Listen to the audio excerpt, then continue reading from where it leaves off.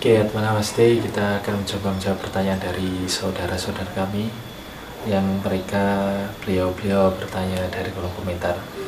Jadi ada yang bertanya begini, Rabu Wage dan Kamis Kliwon gimana ya Mas?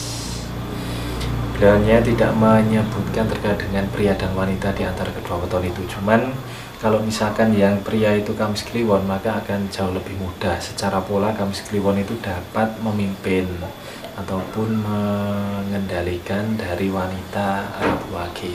Tapi kalau yang Kamis Kliwonnya itu adalah wanita, maka akan cukup menantang. Sebab di situ yang wanitanya akan berpotensi dominan. Tapi pada intinya kombinasi antar dua weton ini, antara Rabu Wage dengan Kamis Kliwon itu polanya Kamis Kliwon itu dapat memimpin Rabu Wage. Itu yang perlu diketahui. Dan juga ketika ada kombinasi antar weton, ketika diketahui pola dasarnya, maka selanjutnya juga sangat dipengaruhi dari waktu nikahnya. Jadi ketika waktu nikahnya tepat, maka potensi untuk mendapatkan kebaikan itu juga jauh lebih banyak.